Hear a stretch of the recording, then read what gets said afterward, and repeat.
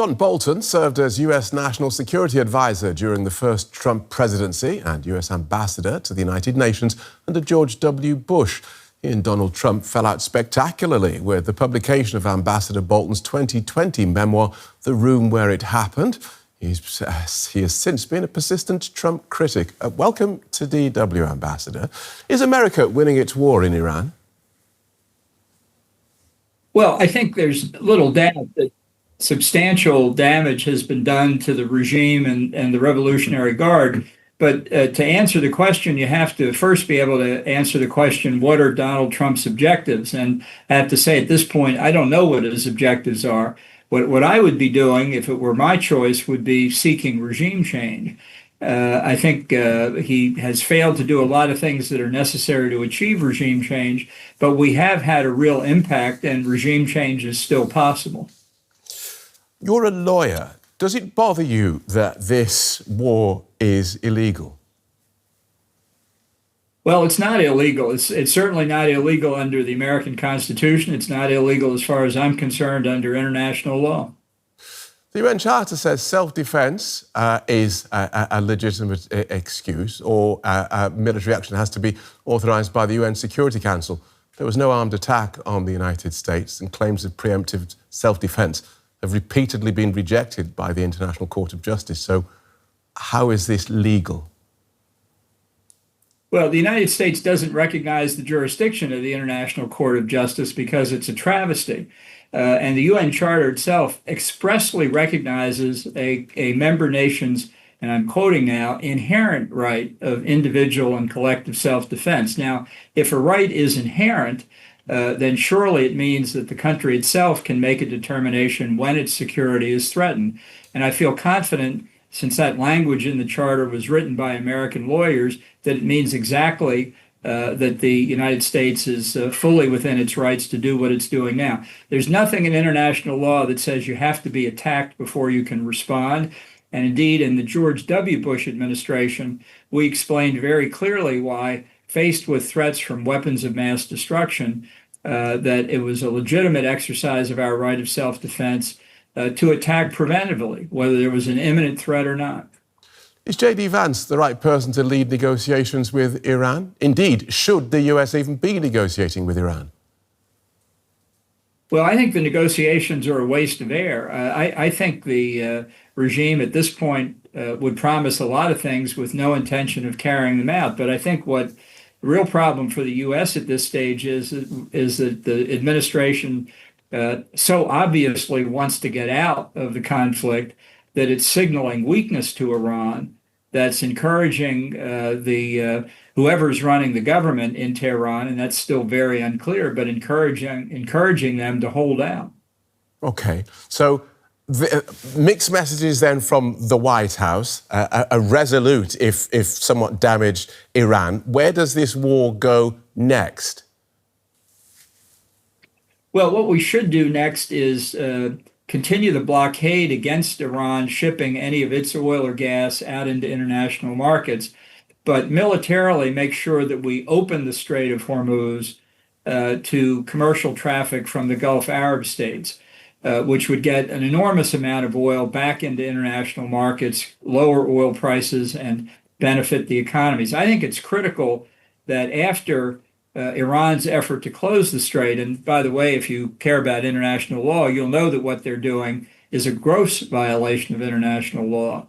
But I think we need to end that control over the strait militarily, because if we don't end it militarily this time, the next time Iran decides to close the strait, who will be available to open it militarily?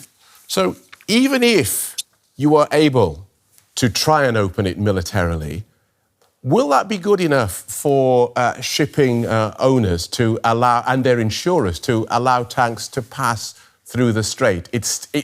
Regardless of how many US Navy warships are out there, it's still very dangerous, and the insurance costs would be massive. Well, we'll see. I think the number of mines that Iran has actually laid in the strait or in the Gulf are very small. We'll find out, but I have confidence in our mine clearing ability. I think the bigger risk is from anti-ship missiles, which have been sold to Iran over the years by China, and their swarms of fast boats and drones, aerial drones, that could threaten tankers and other commercial vessels. So I think more work needs to be done to destroy both of those capabilities. I'm a little unclear why that wasn't done earlier in the war, but I think it can certainly be done now. And despite the claims that are apparently being made by some in Congress that they're being told it would take 6 months to do that, I don't think it would take nearly that long. Although, again, I have to wonder why we didn't start this earlier. You say that regime change ought to be the objective of this war. Reza Pahlavi, the exiled son of Iran's last Shah, is in Berlin at the moment. Do you see him as a credible future leader of Iran? Well, I think that's for the people of Iran to decide after this regime is gone. I can tell you one clear lesson from Iraq is not to try and impose anything on the people of the country that have suffered under this grotesque, bizarre regime that rules in Tehran now. There will have to be a period of reflection for the people of Iran to decide not just who a new leader is, but what entirely different constitutional system they will want to set up to establish their government in the future. Okay, so in a scenario that you set out, America bombs Iran, obliterates Iran, the theocracy falls, then what? The US just walks away saying job done and let the cards and chaos fall where they may? Well, we're not going to destroy Iran. Trump may have tweeted that. What I want to destroy is the regime, which has done unconscionable things to the people of Iran over 47 years in power, including most recently in January, machine gunning peaceful protesters in streets of cities all across the country, killing, in Trump's view, 42,000. I've heard numbers much higher than that. I do think the most likely near-term outcome would be a military government, not of the Revolutionary Guard, certainly, but the conventional army, to help restore order. And there will be a need to do that because after 47 years of barbarism, I think there will be a lot of scores to settle. And then the Iranians are going to have to make that decision. And I think that's exactly right. I don't think the U.S. has any imperial ambitions in Iran, and it certainly shouldn't profess to know how the Iranians should govern themselves. That's obviously up to them. And the question that people keep coming back to is, why are you absolutely insistent that Iran must not be allowed to develop nuclear weapons while its neighbor Israel almost certainly has them? Because they're two very different kinds of regimes. Just like I don't worry about nuclear weapons in the hands of France or Britain, I certainly do worry about nuclear weapons in the hands of the regime we have now in Iran. And yet the Prime Minister of the country you're defending is wanted by the International Criminal Court, and the UN says Israel has committed genocide against Palestinians in the Gaza Strip. That's a direct quote. Charges which, of course, Benjamin Netanyahu and Israeli authorities deny. So at what point does the character of a state's conduct affect whether it deserves the sort of unconditional support that you've evinced there? Well, you have to prove that they've committed war crimes. I don't think there's evidence of that. There has to be intentionality. Nobody has shown that. As for the International Criminal Court, I'm proud to say in the George W. Bush administration, I unsigned the American signature on the Rome Statute that took us out of the ICC entirely. I think that's, as a court, perhaps even more of a joke than the International Court of Justice. I think people would be shocked to hear that. You say there's no evidence that Israel has committed war crimes, despite the evidence gathered by the United Nations on that.